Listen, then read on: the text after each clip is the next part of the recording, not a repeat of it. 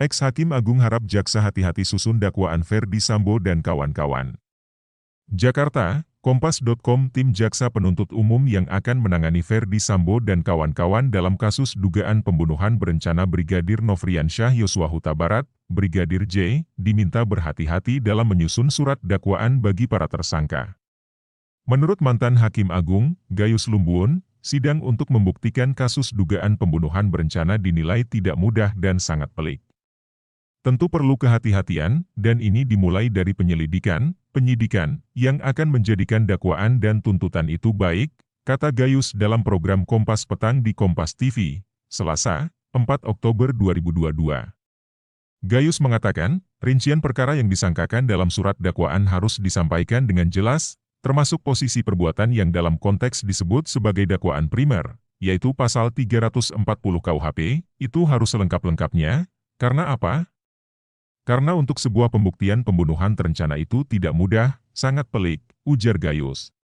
Gayus mengatakan, sebuah surat dakwaan yang baik sangat berkaitan erat dengan proses penyidikan yang dilakukan penyidik, dalam kasus itu yakni oleh Badan Reserse Kriminal, Bareskrim, Polri.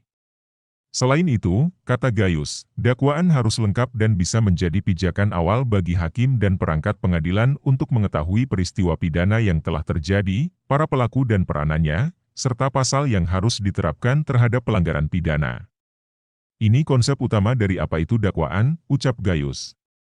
Menurut Gayus, ada beberapa syarat yang harus diulas dalam surat dakwaan kasus dugaan perencanaan pembunuhan ini. Hal-hal itu mulai dari waktu, keadaan, hingga perbuatan pidananya. Itu menjadi satu hal yang tidak mudah untuk hakim memahami, apakah betul ini pembunuhan saja atau pembunuhan yang direncanakan oleh seseorang atau bersama-sama, ucap Gayus. Gayus mengatakan, hakim bisa mengambil keputusan dengan baik dan memahami peristiwa yang sebenarnya terjadi apabila proses penyidikan yang kemudian diterjemahkan dalam berkas perkara, surat dakwaan, dan penuntutan juga dipaparkan secara rinci dan konstruktif. Dan bisa menjatuhkan hukuman yang setimpal, bukan hukuman yang seberat-beratnya, kata Gayus. Ini harus dipahami dengan baik. Hakim tidak pernah menghukum seberat-beratnya tapi hakim akan menghukum setimpal dengan perbuatan yang dilakukan, lanjut Gayus. Polri menetapkan 5 tersangka dalam kasus dugaan pembunuhan Brigadir J. Mereka adalah Barada Richard Eliezer atau Baradae, Ajudan Sambo, Ferdy Sambo, Brigadir Ricky Rizal, Ajudan Sambo, serta Kuat Maruf, asisten rumah tangga, serta Putri Chandrawati, istri Sambo.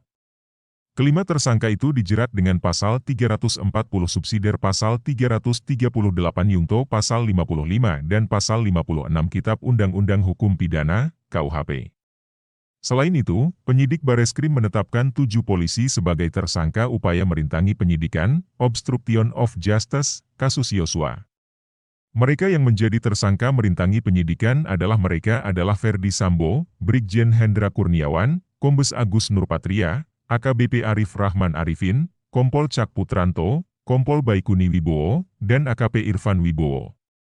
Berkas perkara terhadap 5 tersangka pembunuhan berencana dan 7 tersangka obstruction of justice atau menghalangi penyidikan kasus Brigadir J sudah dinyatakan lengkap atau P21 pada 28 September 2022 lalu. Saat itu, Jaksa Agung Muda Bidang Tindak Pidana Umum Kejagung Fadil Zumhana, pada 28 September 2022, mengumumkan kelengkapan berkas perkara kasus pembunuhan berencana dan obstruction of justice kasus Brigadir Yosua. Perkara ini telah memenuhi syarat formil dan material sehingga berkas perkara juga sudah kami nyatakan lengkap, kata Jaksa Agung Muda Bidang Tindak Pidana Umum Kejagung Fadil Zumhana di Kejagung, Jakarta.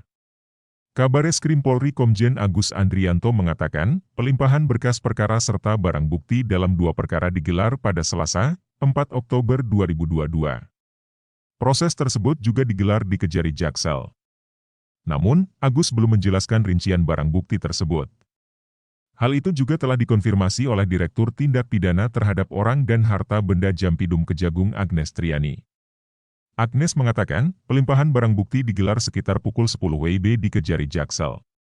Sedangkan pelimpahan para tersangka akan dilakukan pada hari ini, Rabu, 5 Oktober 2022, di Kejari Jaksel.